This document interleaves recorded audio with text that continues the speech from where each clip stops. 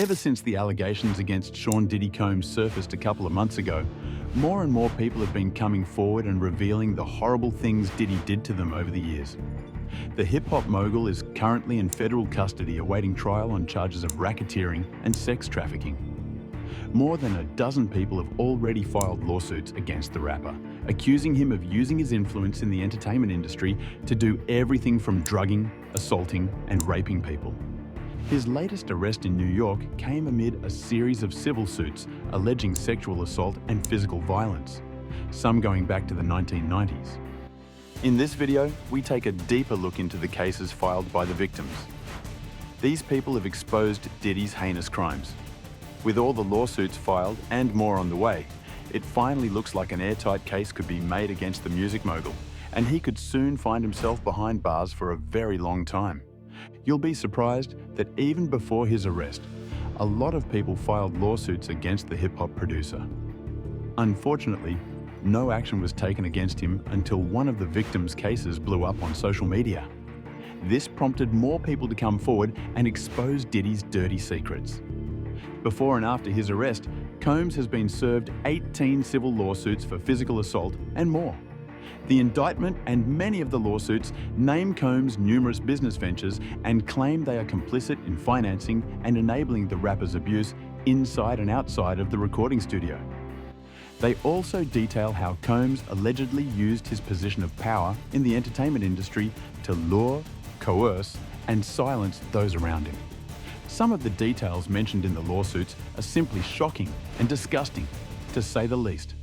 The latest batch of lawsuits includes one from a man who was 16 years old at the time and said the rapper told him to unclothe at a party in New York in 1998, and another from a woman who claims that Diddy assaulted her as payback for a comment she made suggesting that he was responsible for the murder of rapper Tupac Shakur. The Harlem-born rapper has obviously denied any criminal wrongdoing. That, however, won't help, especially since more and more people are bringing his dirty secrets out into the light. But let's take a look at some of the victims who were responsible for Diddy's current situation. Diddy's former on and off girlfriend, Cassie Ventura, was the first to blow the whistle on the self-proclaimed bad boy for life rapper. The model and R&B singer filed a lawsuit in November last year where she alleged that Diddy had trapped her for over a decade in a cycle of abuse, violence, and trafficking. The lawsuit also named Diddy's companies: Bad Boy Entertainment, Bad Boy Records, Epic Records, and Combs Enterprises. He vehemently denied the claims, and a day after the filing, the two parties settled the trafficking, abuse, and physical assault case out of court. Diddy's crimes would never have come to light had Ventura not come forward and opened the floodgates for nearly a dozen other lawsuits against him. In early 2024, the Diddy-Ventura case witnessed a major breakthrough when CNN obtained surveillance footage that showed the entertainer-turned-entrepreneur assaulting Miss Ventura in a 2016 altercation that is detailed in her suit. Combs finally acknowledged the incident in an Instagram video 2 days later, saying he was disgusted by what he had done.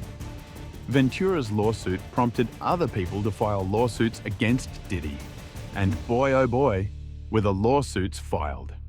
Days after Ventura's lawsuit, a woman named Joy Dickerson filed a lawsuit accusing Diddy of drugging, harassing, and abusing her and distributing the videos of it as revenge. The suit states that Dickerson was a psychology student at Syracuse University when she agreed to go on a date with Diddy in 1991. She had appeared in one of the rapper's music videos as well. After the pair had dinner, the suit alleges that Diddy pressured Dickerson to keep the night going and drove them to a recording studio. There, Dickerson says she realized she had been drugged and was unable to get out of the car since she could no longer stand or walk on her own. This is when the suit alleges that Combs took her to another location and proceeded to take advantage of her.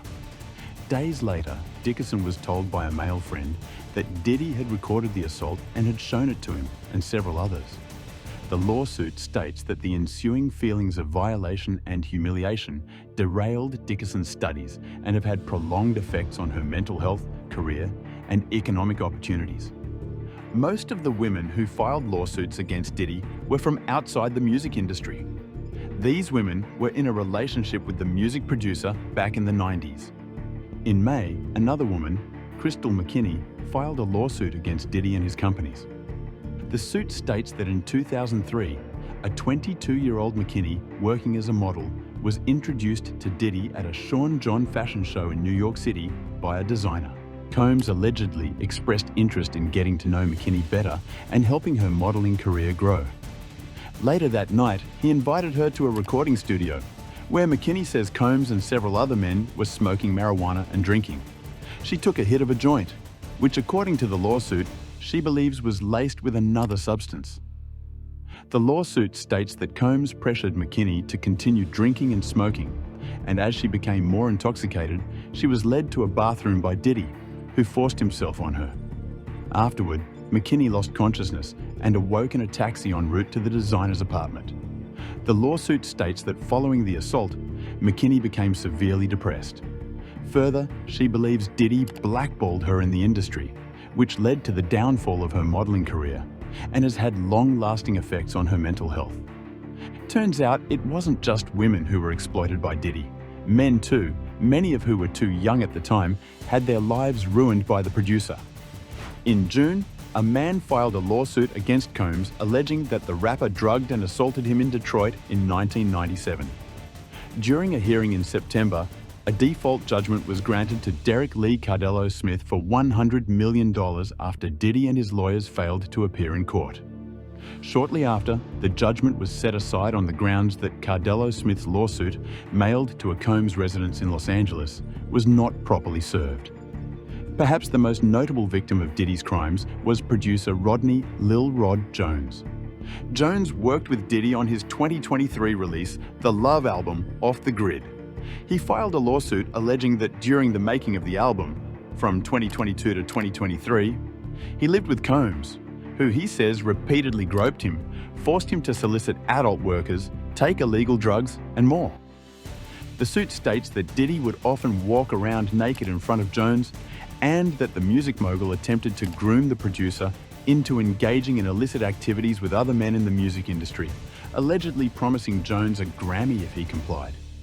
Diddy isn't the only accused in Lil Rod's lawsuit. Jones also alleged that a cousin of rapper Young Miami, who was dating Diddy at the time, assaulted him in Diddy's home in 2022 in front of everyone.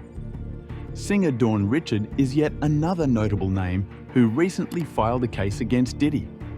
In her lawsuit, Richard accused Diddy of assault and battery. The complaint also states that Richard witnessed Combs beat and abuse Ventura on many occasions. Richard first met Diddy when she auditioned for the MTV show Making the Band in 2004 and was selected to be a member of the group Danity Kane under Diddy's mentorship. The lawsuit alleges that Richard and her bandmates were subjected to inhumane working conditions during their time on the show and in the musical group, sometimes being forced to rehearse for up to 48 hours without food or breaks and often being berated by the rapper. The complaint states that the abusive behaviour continued throughout Richard's professional relationship with Diddy and that he instilled a culture of fear in the women he worked with. After Danity Kane disbanded in 2009, Richard continued to work with Combs in the trio Diddy, Dirty Money, along with singer Kalena Harper, who allegedly also witnessed much of Combs' abusive behaviour and was subject to his numerous threats. The lawsuit alleges Diddy would force Richard to take meetings while he was in his underwear, and he would barge into her dressing room unannounced and would grope her during stylist fittings. In addition to the allegations of abuse, Richard's lawsuit demands unpaid salaries, royalties, and wages for Richard's work as part of Danity Kane and Diddy, Dirty Money. Some cases have also been filed against other high-profile names in the industry. One woman, identified only as Jane Doe, claimed that Combs, former Bad Boy Records president Harve Pierre, and a third person had violently abused her in a New York City studio when she was a 17-year-old high school student. A few days later, Combs broke his silence on social media against sickening allegations by individuals looking for a quick payday. His attorneys were seeking to dismiss the baseless case.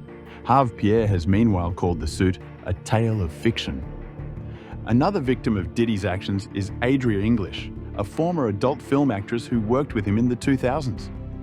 English said he had used her as a pawn for the pleasure and financial benefit of others during the white parties he hosted at his homes in New York and Miami.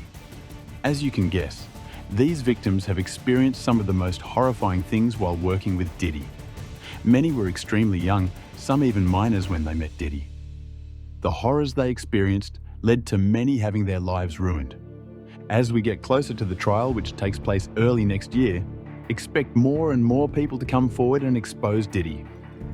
But what are your thoughts on this? Do let us know in the comments. Thanks for watching, and we'll see you in the next one.